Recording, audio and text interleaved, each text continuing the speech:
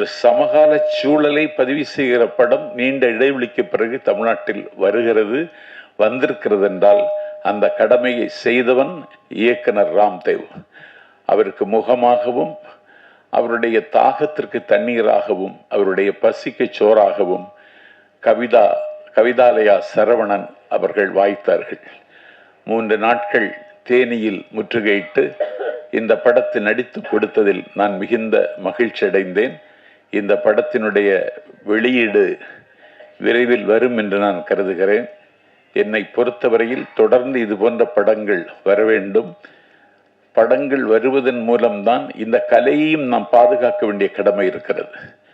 ஏனென்றால் ஒரு நுகர்வு கலாச்சாரத்தின் நுகத்தடியில் நீங்களும் நானும் பூட்டப்பட்டு விட்டோம். எல்லோரும் இன்றைக்கு ஆண்ட்ராய்டு போனிலேயே தங்களுடைய பொழுதையெல்லாம் செலவழித்துக் கொண்டிருக்கிறார்கள். செத்து கிடக்கிறவன் கையிலும் போன் இருக்கிறது. அப்பொழுதும் போன் ஒலிக்கிறது. பக்கத்தில் இருக்கிறவன் இதை எடுக்கிறான். அண்ணாச்சி இல்லையான்னு கேட்டான். போயிட்டாருன்னா இல்லையே வருவேன்னு சொன்னாரேங்கிறான். அவரு தான் போயிட்டாருன்னா திருப்பி எப்போ வருவாருன்னு கேட்டான். வர முடியாத ஊருக்கு போயிருக்கிறார், இனிமேல் வரமாட்டார்னு சொன்னவரும் விட மாட்டேங்கிறான். இப்படி தொலைபேசியை கட்டி அழுது கொண்டிருக்கிற ஒரு சமூகத்தில் ஒரு பெரிய ரெவல்யூஷனரி, இன்னும் சொல்லப்போனால் ஒரு கல்ச்சுரல் ரெவல்யூஷன் உருவாக்க வேண்டிய கடமை இயக்குநர்களுக்கும் சினிமா உலகத்திற்கும் இருக்கிறது. அது ஒரு மிகப்பெரிய வேலை தான்.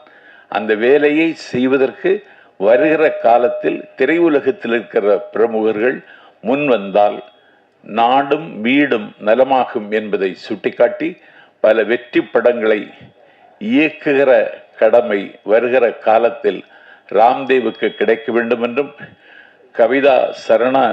கவிதாலயா சரவணன் அவரை கைவிட்டுவிடக்கூடாது என்றும் கேட்டு இந்த படம் வெற்றி பெற என்னுடைய வாழ்த்தை தெரிவித்து விடைபெறுகிறேன். நன்றி, வணக்கம்.